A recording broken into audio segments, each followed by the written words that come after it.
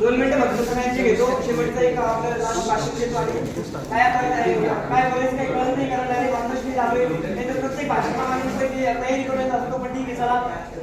खरं तर आपण या ठिकाणी 2 मिनिटं आपण या ठिकाणी सर्वजण जमलो आहात. आपला एक शेवटचा लास्ट क्षण म्हणावं लागेल.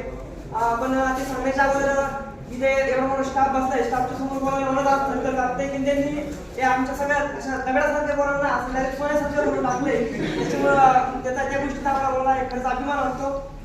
ज्यावेळेस मी कॉलेजला सुरुवातीला आलो त्यावेळेस कोणी ओळखीचं नव्हतं आणि काही येत नव्हतं. एकदम गावातून आलेला एकदम लॉकडाऊनच्या पिरियडमध्ये 2 वर्ष शेतात काम केलेला मुलगा मी स्वतः आणि अजित देवयाचे सगळे. आणि कॉलेजला आल्याच्या नंतर आम्हाला काही येत नव्हतं. आणि ज्यावेळेस प्रॅक्टिकल सुरू होतं त्यावेळेस हायड्रोक्लोरिकची स्पेलिंग विचारली मला सागर सरनी. ती स्पेलिंग सुद्धा येत नव्हती. एवढा मी वीक होतो म्हणजे काही येतच नव्हतं मला. त्याच्यानंतर फर्स्ट इयर असंच गेल्याच्या नंतर आता कसं असं मित्र असतात ना ते गारव्यासारखे असं नाही का मित्र म्हणजे गारव्यासारखा तसा हा महेश त्यांनी मला म्हणजे एकदम दगडासारखा मला मारून पूर्ण शिकवलंय. जी केमिस्ट्री मी तारीख शिकलो नाही ती महेश पाटील मला शिकवली आणि त्याच्यामुळं मी आज जीपॅट क्वालिफाय झाले आणि तुमच्यासमोर उभे आहे.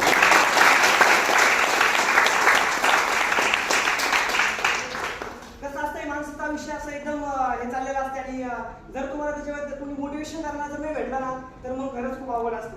हे फार्मसी क्षेत्र म्हणजे माझ्या घरच्यांनी डायरेक्ट शिवाय दिले म्हणजे तुला दवाखान्याच्या खाली गोळ्या मिळायला लागते काय सोडून दे म्हणे. पण नाही म्हटलं हे करायचे आपल्याला. आणि फर्स्ट इयर सेकंड इयर हे 2 वर्ष हे सगळ्या स्टाफच्या अंडर गेले की आज आले नाही त्यांना पण खूप मिस करतोय. त्याच्याविषयी कोणी बोललं नाही पण ठीक आहे चला त्यांनी पण आपल्यासाठी केले. आणि एक लाईफचा टर्निंग पॉईंट सांगतो आणि 2 मिनिटं शेवटचे संपवतो. ज्यावेळेस आता थर्ड इयरला आपण जीपॅटचं प्रिपरेशन करत होते आमचे सगळे मित्र त्यावेळेस आम्हाला असाच पबजी फ्री फायर खेळायचा नाद लागला होता. महेश पाटील फ्री फायर चालवत मी पबजी चालवत आणि एकदम डायरेक्ट असं हे झालं सगळे. आणि त्याच्यानंतर एक डिग्री आमचा कॉलेजमध्ये एक लेक्चर झाला. असंच मोटिवेशन मला वाटतं 3-4 महिने राहिले होते जीपॅटसाठी. आणि ते एक लेक्चर झाल्याच्या नंतर मी ठरवलं की नाही मला जीपॅट घेऊन का पबजी घेऊन काय होणार नाही. कारण जे घरचे आपल्यासाठी वाट बघत आपल्या सक्सेससाठी त्यांना थोडंसं तरी सक्सेस असलं ना मला म्हणजे डोंगरावर आनंद होतो त्यांना नाही का. पहिल्या टॉपरच्या टीममध्ये आलं तरी त्यांना सोडायचं माझ्या बरोबर काय केले तर 1 लाख रुपये पेमेंट घेतलं का असं वाटायचं. ते छोट्या आनंदातून आम्ही पण घडत गेलो. आणि त्याच्यानंतर डिग्री आमचा लेक्चर झाला आणि जे लेक्चर झाल्याच्या नंतर मी म्हणलं महेशला नाही आपल्यासाठी कोणतरी मरते म्हणलं आपल्याला थोडंफार इज्जत म्हणून काहीतरी करावं लागतं की आपण एवढे मोठे नाही की काय आपण ऑल इंडिया रँक 1 मिलियन असं काही नाही क्वालिफाय आपण फक्त करू. आणि त्याच्यानंतर आम्ही सुरुवात केल्याच्या नंतर थोडा अभ्यास करत गेलो. आणि कॉलेजमध्ये पण एकदम जे रेग्युलरला तुम्ही शिकवलं ते सगळ्यांना सपोर्ट झाला की जीपॅटला जास्त काही कष्ट घ्यावं लागले नाही. आणि त्या शेवटच्या 2 महिन्यामध्ये जे कॉलेजने आम्हाला फ्रीडम दिलं की सुट्ट्या दिल्या आम्हाला दररोज कॉलेज यावं लागायचं. आम्ही शिवाय देतो कॉलेजच्या सगळ्या स्टाफला काय आपल्या जीपॅटचा अभ्यास करून हे आपल्याला कॉलेजला होते नंतर उद्या जीपॅट कॉलेज नाही झालं ते आपल्याला विचारलं कोणी. त्याच्यासाठी ते 2 महिने शेवटचे खूप महत्त्वाचे होते.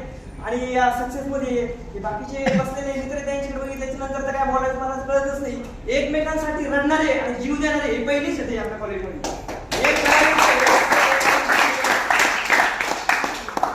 कसे का असणार पण ते ज्यावेळेस कंडिशन येते ना कोणावर सगळ्या जाती धावणारे सगळे मुलं येतं यांच्यासाठी सगळ्यांसाठी मी सगळ्यांचं अभिनंदन करतो की तुमच्या सगळ्यांच्या सपोर्टमुळे आज काहीतरी नवीन काहीतरी होतंय. आणि सगळ्यांना परत एकदा धन्यवाद देतो. आणि आज जे आले नाहीत आपल्या कॉलेजमधले त्यांनाही खूप मिस करतो. आणि